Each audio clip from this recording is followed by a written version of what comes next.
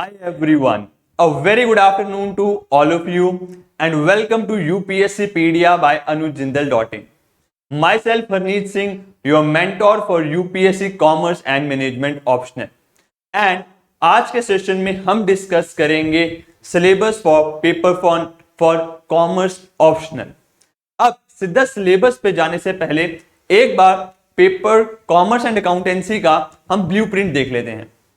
तो हमारा जो कॉमर्स एंड अकाउंटेंसी ऑप्शनल है उसके अंदर हमारे पास दो पेपर्स हैं, पेपर 1 एंड पेपर 2। हर एक पेपर के अंदर हमारे पास दो सेक्शंस होते हैं, section A and section B. तो मतलब आपके दो पेपर होंगे, पेपर 1 एंड पेपर 2। हर एक पेपर के अंदर दो सेक्शंस होंगे, ए एंड बी। अब जो हमारा पेपर 1 का सेक्शन ए है, इसके अंदर हमारे से 4 सब्जेक्ट्स पूछे जाते हैं। कौन कौन से सर? पहला आता है हमारे पास फाइनेंशियल अकाउंटिंग, सेकंड आता है हमारे पास कॉस्ट अकाउंटिंग, थर्ड वन आता है हमारे पास टैक्सेशन एंड फोर्थ वन आता है हमारे पास ऑडिटिंग। ठीक, पेपर 1 के सेक्शन बी के अंदर हमारे पास दो सब्जेक्ट्स होते हैं। कौन कौन से? Financial management and financial market and institution. ठीक, फिर आता है हमारा पेपर 2। पेपर 2 के सेक्शन ए के अंदर हमारे से पूछे जाते हैं दो subjects, organisational behaviour and organisational theory. और पेपर 2 के सेक्शन बी में पूछा जाता है हमारे पास फिर दो सब्जेक्ट जो कि होते हैं human resource management and the industrial relation. तो बेसिकली पूरे कॉमर्स एंड अकाउंटेंसी के अंदर हमारे पास टोटल हमें 10 सब्जेक्ट्स पढ़ने हैं। जो हमारे पेपर 1 में है 6 सब्जेक्ट्स और पेपर 2 में है हमारे पास 4 सब्जेक्ट्स। ठीक है, अब हर एक सेक्शन में होता क्या है, मैं भी एक ब्रीफली से डिस्कशन कर देता हूं उसका, कि हर एक पेपर है। मान लो पेपर 1 की बात करूं मैं, अब पेपर 1 के अंदर दो सेक्शंस है, section A and section B. Similarly इसके अंदर भी सेक्शन ए और सेक्शन बी, जैसे भी बताया। हर एक सेक्शन के अंदर आपके पास 4 क्वेश्चंस होंगे। ठीक है, ऐसे सेक्शन बी के अंदर भी आपके पास 4 क्वेश्चंस होंगे। तो 1 2 3 4 5 6 7 8, तो हर एक पेपर के अंदर हमारे पास 8 क्वेश्चंस हैं। अब इसमें से हमारा जो क्वेश्चन नंबर 1 एंड 5th होता है वो कंपल्सरी होता है। ठीक है, तो टोटल हमें 4 क्वेश्चंस अटेम्प्ट करने होते हैं।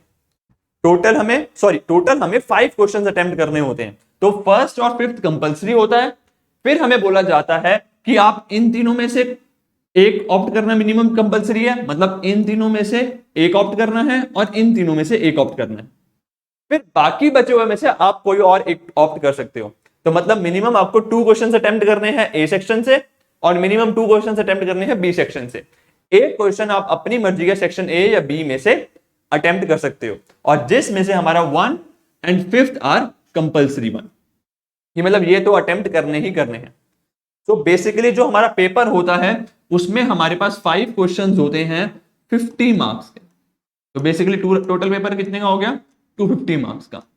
एक पेपर हमारा कितना का हो गया? 250 मार्क्स का। सेम हमारा चलता है पेपर 2 में भी, ये भी हमारा कितने का होगा? 250 मार्क्स का। लेकिन टोटल क्वेश्चंस कितने होते हैं हमारे पास? 8 क्वेश्चंस होते हैं, राइट। इस 8 क्वेश्चन में से, इस 400 मार्क्स में से हमें अटेम्प्ट कितने करने होते हैं? 5 क्वेश्चंस। तो हमारे पास बहुत अच्छी चॉइस होती है क्वेश्चंस को अटेम्प्ट करने की, कि जिसके अकॉर्डिंग हम हायर से हायर स्कोर कर सकें। ब्रीफ समझ आ गया? तो अब मैं सेक्शन 1 जो पेपर 1 है हमारा, पेपर 1 क्या सिलेबस आपके साथ डिस्कस करूंगा। ठीक, तो पेपर 1 में सबसे पहले हमारे पास आता है फाइनेंशियल अकाउंटिंग, राइट। पेपर 1 में आता है हमारे पास सबसे पहले फाइनेंशियल अकाउंटिंग। फाइनेंशियल अकाउंटिंग के अंदर हमारे पास बेसिक सा पूछा जाता है। फाइनेंशियल अकाउंटिंग के अंदर पहले हमारे पास अकाउंटिंग फाइनेंशियल इंफॉर्मेशन सिस्टम, या फिर हम बोल रहे हैं इंपैक्ट ऑफ बिहेवियरल साइंस, ये हमारा बेसिक में आ जाता है। फिर हमारे पास अराउंड 12 अकाउंटिंग स्टैंडर्ड्स पूछे जाते हैं। मतलब टोटल सारे स्टैंडर्ड्स नहीं पढ़ने होते हमें अकाउंटिंग के, सिर्फ 12 स्टैंडर्ड्स हैं। कौन कौन से? Related to depreciation, related to inventories, research and development, construction contracts, revenue recognisation, fixed assets, contingencies, foreign exchange transaction, investment, government grants, cash flow statement and EPS. तो ये हमारे अकाउंटिंग स्टैंडर्ड्स हमें पढ़ने होते हैं। अब इसमें हमें ध्यान रखना है कि जो नए अकाउंटिंग स्टैंडर्ड्स हैं, जो इंड एएस है, जिसे हम इंडियन अकाउंटिंग स्टैंडर्ड्स बोल देते हैं, जो इंड एएस है उसको भी पढ़ना ही पढ़ना है। साथ साथ जो पुराने अकाउंटिंग स्टैंडर्ड्स हैं उनके बीच का डिफरेंस भी हमें पता होगा कि भाई दोनों में फर्क क्या है। जनरली क्वेश्चंस में नहीं लिखा होता कि आपको कहां से मेंशन करना है, लेकिन कभी कभार वो क्वेश्चंस में मेंशन कर देगा कि हाँ आपको जो आंसर करना है वो according to Indian accounting standard करना है। ठीक है, तो फाइनेंशियल अकाउंटिंग में हमारा पहले बेसिक हो गया, फिर आते हैं हमारे पास अकाउंटिंग स्टैंडर्ड्स, फिर आता है हमारे पास accounting for share capital transactions. तो ये जो हमने क्लास 12th के अंदर issue of shares, forfeitures of shares, उससे रिलेटेड जो क्वेश्चंस पढ़े थे वो हमारे सफिशिएंट हो जाते हैं यहाँ पे। मतलब उसी लेवल का accounting for share capital transactions का हमारे पास एक न्यूमेरिकल क्वेश्चन देखने को मिलता है। फिर जो हमारा बीकॉम या सीए में अगर हमने bonus shares, right shares, ESOP और बायबैक पढ़ा हो था, वो बहुत बेसिक लेवल का थ्योरी देखने को मिलती है जनरली, बट न्यूमेरिकल कभी भी या प्रैक्टिकल कभी भी आ सकता है। फिर आता है हमारे पास preparation and presentation of companies final account. इसमें हमारे पास न्यूमेरिकल पूछा जाता है। फाइनल अकाउंट हमारे प्रॉफिट एंड लॉस से कंपनी की बैलेंस शीट प्रिपेयर करनी होती है। And the last one is amalgamation, absorption and reconstruction of company. Reconstruction में हमारा इंटरनल रिकंस्ट्रक्शन, तो इसमें हमारे पास थ्योरी भी आती है और न्यूमेरिकल भी आता है, दोनों ही देखने को मिल जाते हैं। जनरली न्यूमेरिकल इसमें प्रैक्टिस करना थोड़ा मतलब अटेम्प्ट करना डिफिकल्ट हो जाता है, थ्योरी इजी रहती है। ठीक है, ये था हमारा फाइनेंशियल अकाउंटिंग का सिलेबस। आगे चलें, बहुत इजी है ये। आप अपनी किसी भी, जिससे भी आपने बीकॉम में पढ़ा है या सीए लेवल पे पढ़ा है, उसी बुक से प्रिपेयर करोगे तो बेनिफिशियल रहोगे। और इसके लिए तो मैंने बता दिया सिर्फ 11 तक की एनसीईआरटी ही प्रेफरेबल है। अगर आप एक्सटर्नल बुक पे जाना चाहोगे तो जेआर मोंगा जैसी बुक्स आप रेफर कर सकते हो। और बुक्स के लिए एक स्पेशल वीडियो हमने ऑलरेडी प्रिपेयर कर रखी है, तो वो आप यूपीएससी के पीडीएफ चैनल में जाके चेकआउट कर सकते हो। ठीक है, चलें सेकंड और नेक्स्ट सब्जेक्ट की ओर। नेक्स्ट फिर हमारे से पूछा जाता है कॉस्ट अकाउंटिंग। ये सेक्शन ए की बात हो रही है पेपर 1 की। ठीक है, तो कॉस्ट अकाउंटिंग में हमारे पहले ये आ जाता है इंट्रोडक्शन। इंट्रोडक्शन के बाद हमारे पास जो मेथड्स ऑफ कॉस्टिंग आ जाता है, जिसमें हमारा जॉब कॉस्टिंग, प्रोसेस कॉस्टिंग और एक्टिविटी बेस्ड कॉस्टिंग पूछा जाएगा। फिर आता है हमारे पास सीवीपी एनालिसिस। फिर आता है हमारे पास मार्जिनल एनालिसिस या मैं बोलूं वेरिएबल एनालिसिस, जिसमें हमारे मेक और buy decision, shut down decision वगैरह हो जाते हैं। फिर हमारे पास आती है टेक्निक्स ऑफ कंट्रोल, जिसमें आ जाता है हमारा बजटिंग और standard costing and variance analysis. और लास्ट में हमारे पास कॉस्टिंग में पूछा जाता है responsibility accounting and divisional performance measurement, generally theory question में से।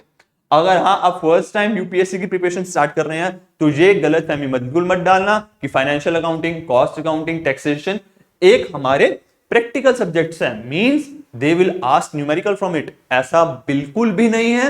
वो इन सब्जेक्ट से न्यूमेरिकल भी पूछते ही पूछते हैं और साथ साथ प्रैक्टिकल, मतलब न्यूमेरिकल तो पूछते ही पूछते हैं और उतनी ही इंपॉर्टेंस थ्योरी को भी देते हैं। ठीक है, तो जितना ये हम देख रहे हैं सिर्फ हमें न्यूमेरिकल प्रैक्टिस नहीं करने, इन सारे सब्जेक्ट्स की, इन सारे चैप्टर्स की थ्योरी भी प्रैक्टिस करनी है। फिर चलते हैं अपने नेक्स्ट सब्जेक्ट की ओर। नेक्स्ट है हमारे पास taxation, third subject. Section A की ही बात हो रही है अभी तक। सेक्शन ए में ही हमारा थर्ड सब्जेक्ट है पेपर 1 में। तो बहुत ही बेसिक लेवल का आता है ये। और याद रखना सिर्फ इंडिविजुअल की जो हमारी टैक्सेशन है वो आएगी, कंपनीज और फर्म्स वगैरह की टैक्सेशन नहीं पूछी जाएगी। तो उसके अंदर हमारे पास वही पूरे 5 हेड्स हो गए, income from salary, income from house property, PGBP, other sources और हमारा कैपिटल गेन्स। ठीक है, उसके बाद set off and carry forward of losses and deductions from GTI. फिर लास्ट में हमारे पास आते हैं साइलेंट फीचर्स ऑफ या provisions related to VAT and service tax. Chances है कि जो अब करंट सिलेबस है उसके अकॉर्डिंग वो जीएसटी वगैरह भी पूछ लें, क्योंकि ये पुराना मतलब सिलेबस हमारा पुराना बना हुआ है, अपडेट नहीं हुआ है, तो जीएसटी के भी चांसेस हैं कि पूछे जा सकते हैं। और बेसिकली इससे रिलेटेड क्वेश्चन कम ही देखने को मिला है, एक कॉम्प्रिहेंसिव क्वेश्चन ज्यादा देखने को मिलता है हमारे पास इनकम टैक्स से रिलेटेड, और सैलरी से हमारा न्यूमेरिकल आ जाता है या हाउस प्रॉपर्टी से न्यूमेरिकल देखने को मिल जाता है। ठीक, और बेसिक जो हमारी डेफिनेशंस हैं, income not part of total income, इससे हमारी थ्योरी बेसिकली देखने को मिल जाती है कि अगर नॉन रेजिडेंट है या रेजिडेंट है तो कब पर्सन रेजिडेंट है, कब नॉन रेजिडेंट है, ये सारी डिटेल्स आती हैं। फिर नेक्स्ट सब्जेक्ट की बात कर लें हम। नेक्स्ट हमारे पास आता है फोर्थ सेक्शन ए का ऑडिटिंग। तो ऑडिटिंग के अंदर हमारे पास आ जाते हैं कंपनीज ऑडिट, फिर आता है बैंकिंग ऑडिट, इंश्योरेंस के ऑडिट, एनपीओ के audit and charitable societies, trust and organisation के ऑडिट। सिंपल थ्योरी क्वेश्चन आता है, एक आता है हमारे पास कंपलसरी में, फिर फर्स्ट क्वेश्चन में, और एक एंड में देखने को मिल जाता है 2-3 क्वेश्चन। तो इसके जनरली थ्योरी मतलब 90.9% थ्योरी क्वेश्चन ही आएंगे, 100% मतलब थ्योरी क्वेश्चन इस तरह से हमें देखने को मिलेगा। राइट, ये हो गई हमारी सेक्शन पेपर वन की सेक्शन ए की बात, जिसमें हमारे 4 सब्जेक्ट्स हैं। अब हम बात कर लेते हैं अपने पेपर 1 का सेक्शन बी, जिसके अंदर हमारे पास 2 सब्जेक्ट्स हैं, that are financial management and markets and institutions. अब जो फाइनेंशियल मैनेजमेंट है वो ज्यादा इंपॉर्टेंस रखता है हमारा सेक्शन बी में, तो इसको तो अच्छे से करना बहुत जरूरी है। सब्जेक्ट कौन सा हमारा? Financial management. ठीक है, तो सबसे पहले हमारा आ जाता है बेसिक इंट्रोडक्शन फाइनेंशियल मैनेजमेंट का। फिर जो हमारे फाइनेंशियल मैनेजमेंट के 3 इंपॉर्टेंट डिसीजंस होते हैं, कौन कौन से? Investment decision, financing decision and dividend decisions. तो उससे रिलेटेड क्वेश्चंस देखो, जो हमारा इन्वेस्टिंग डिसीजन है उससे रिलेटेड कैपिटल बजटिंग हो गया और हमारा वर्किंग कैपिटल मैनेजमेंट हो गया। ठीक है, फिर हमारा जो फाइनेंसिंग डिसीजन आता है उससे रिलेटेड क्वेश्चंस हो गए, जिसमें हमारी कैपिटल स्ट्रक्चर की थ्योरीज हो गई सारी, एनआई नेट ऑपरेटिंग इनकम की थ्योरी, एमएम अप्रोच, मतलब ये सारे टॉपिक इसी चैप्टर के अंदर मिलेंगे आपको, थ्योरीज ऑफ कैपिटल स्ट्रक्चर के अंदर। ट्रेडिशनल अप्रोच हो गई। ठीक है, फिर मोस्ट इंपॉर्टेंट आ जाता है हमारे पास लिवरेजेस, तीनों लिवरेजेस डिस्कस करने हैं, और ईबीआईटी ईपीएस एनालिसिस। थर्ड हमारा पास डिसीजन होता है डिविडेंड डिसीजन। डिविडेंड डिसीजन के अंदर जो जो मॉडल्स हमें पढ़ने हैं वो सारी डिटेल दे रखी है, और फैक्टर्स अफेक्टिंग डिविडेंड पॉलिसी। और लास्ट में एक टॉपिक आ जाता है हमारे पास corporate restructuring with focus on merger and acquisition. तो जनरली थ्योरी पूछी जाती है लास्ट वाले एस्पेक्ट से। तो मैक्सिमम पोर्शन जो हमारा सेक्शन बी का रहता है वो हमारा फाइनेंशियल मैनेजमेंट से पूछा जाता है। ठीक है, तो इस पे ज्यादा फोकस कर सकते हो आप।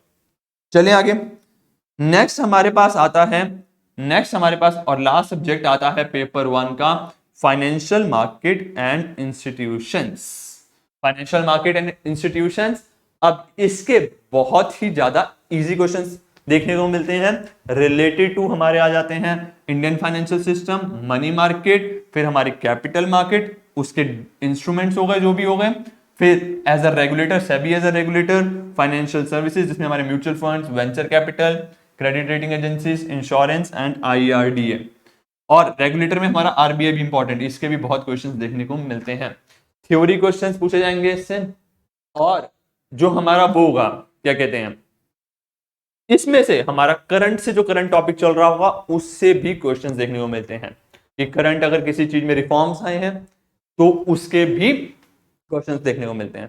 तो ये होता है हमारा पेपर 1 पूरा, जिसमें हमारे पास न्यूमेरिकल और थ्योरी का मिक्सचर देखने को मिलता है। अब इधर हमारे पास क्या एडवांटेजेस हैं पेपर 1 अटेम्प्ट करने के? देखो, अगर हम न्यूमेरिकल क्वेश्चन अटेम्प्ट करने जा रहे हैं तो हमारे पास एडवांटेज ये होता है कि इवैल्यूएटर के पास, जो इवैल्यूएशन कर रहा है, जो आपके आंसर्स चेक कर रहा है, उसके पास मार्क्स डिडक्ट करने के ऑप्शंस लेस होंगे। तो हमारे चांसेस होते हैं कि हम स्कोर कर पाएंगे 80 to 90% मार्क्स हर एक क्वेश्चन में, अगर हम न्यूमेरिकल अटेम्प्ट कर रहे हैं। ठीक है, तो अपनी न्यूमेरिकल की प्रैक्टिस भी उसी अकॉर्डिंग रखना। फिर हमें न्यूमेरिकल्स के साथ साथ थ्योरी को भी स्किप नहीं करना है, और थ्योरी का हमारा परसेंटेज देखने को मिलता है तो 50 to 70% हमें मार्क्स थ्योरी में मिल जाते हैं। ठीक है, that's all about paper 1 for UPSC commerce and accountancy optional. ठीक है, bye bye, take care, see you soon.